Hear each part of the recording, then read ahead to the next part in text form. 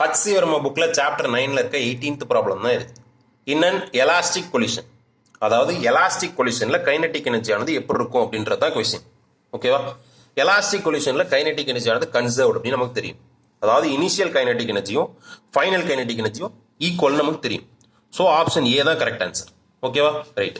இப்போ ஆப்ஷன் சியை பார்த்தீங்கன்னா கைனடிக் எனர்ஜி ரிமைன்ஸ் கான்ஸ்டன்ட் அப்படின்னு கொடுத்துருக்காங்க. ஸோ ஆப்ஷன் ஏவையும் ஆப்ஷன் சியையும் பார்க்கல ஒரே மாதிரியே இருக்கும். இது ரெண்டுக்கும் வித்தியாசம் இல்லாத மாதிரி தெரியும், ஆனால் பார்த்தீங்கன்னா வித்தியாசம் இருக்கு. இங்கே என்ன கொடுத்துருக்காங்க அப்படின்னா ரிமைன்ஸ் கான்ஸ்டன்ட்னு கொடுத்துருக்காங்க. ரிமைன்ஸ் கான்ஸ்டன்ட் அப்படின்னா என்ன அர்த்தம் அப்படின்னா throughout the process kinetic எனர்ஜியோட வேல்யூ ஆனது சேமா இருக்கு அப்படின்னு அர்த்தம். சேமா இருக்குமான்னு கேட்டிங்கன்னா இருக்காது. ஒரு எக்ஸாம்பிள் எடுத்துப்போம். 2 மாசஸ் M1 M2ன்னு 2 மாசஸ் இருக்கு. M1ஓட இனிஷியல் வெலாசிட்டி பார்த்தீங்கன்னா U1 இந்த டைரக்ஷனில் மூவ் ஆகிட்டு இருக்கு. M2 பார்த்தீங்கன்னா U2ன்ற வெலாசிட்டியில் இந்த டைரக்ஷனில் மூவ் ஆகிட்டு இருக்கு. இப்போ எனக்கு இந்த ஆப்ஜெக்ட், அதாவது M1 வந்து M2வை இடிக்கணும்னா இதோட வெலாசிட்டியானது இதோட வெலாசிட்டியை விட அதிகமாக இருக்கும். அதாவது U1 வந்து U2வை விட கிரேட்டராக இருக்கும். ஓகேவா? இப்போ இதுதான் ஃபர்ஸ்ட் பிக்சர். ஸோ T = 0ன்னு எடுத்துக்கலாம். ரைட்.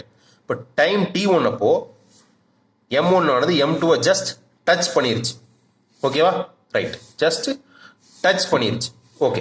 எலாஸ்டிக் கொலிஷன்னா என்ன அர்த்தம் அப்படின்னா பர்மனன்ட் டிஃபர்மேஷன் இருக்கக்கூடாது அப்படின்னு அர்த்தம். டெம்பரரி டிஃபர்மேஷன் இருக்கலாம். ஓகேவா?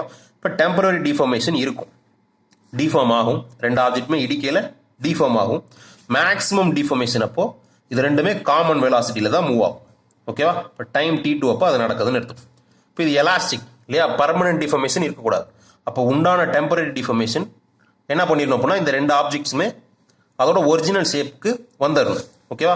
டைம் T3ல இந்த 2 ஆப்ஜெக்ட்ஸும் அதோட ஒரிஜினல் ஷேப்பை ரீகெயின் பண்ணிக்கிச்சு அப்படின்னு எடுத்துக்கணும். ஸோ அப்போ அதோட ஃபைனல் வெலாசிட்டிஸ் பார்த்தீங்கன்னா V1 V2ன்னு மாறிடும். V1 இந்த டைரக்ஷன்லையும் V2 இந்த டைரக்ஷன்லையும் இருக்குன்னு எடுத்துப்போம். ஓகேவா? இப்போ நம்ம நோட் பண்ண வேண்டியது கைனடிக் எனர்ஜி கான்ஸ்டன்ட்டாக இருக்கா இல்லையா அப்படின்றது. டோட்டல் எனர்ஜி கான்ஸ்டன்ட்டாக தான் இருக்கும். ஓகேவா? டோட்டல் எனர்ஜியானது கான்ஸ்டன்ட்டாக தான் இருக்கும். Kinetic energy before T1 after T3 சேமா இருக்கும். பிஃபோர் T1 ஆஃப்டர் T3 சேமா இருக்கும். இந்த டைம் இன்டர்வல்ல, அதாவது T1லேருந்து T3 வரைக்கும் உள்ள இந்த டைம் இன்டர்வல்ல கான்ஸ்டன்ட்டாக இருக்குமான்னு கேட்டிங்கன்னா கிடையாது. டோட்டல் எனர்ஜி கான்ஸ்டன்ட்டாக இருக்கும். கைனடிக் எனர்ஜி கான்ஸ்டன்ட்டாக இருக்குமானா கிடையாது. ஏன்னா பார்ட் ஆஃப் கைனடிக் எனர்ஜி என்னவா மாறி இருக்கு அப்படின்னா எலாஸ்டிக் பொட்டன்ஷியல் எனர்ஜியாக மாறி இருக்கு. ஏன்னா டெம்பரரி டிஃபர்மேஷன் இருந்திருக்கு இல்லையா?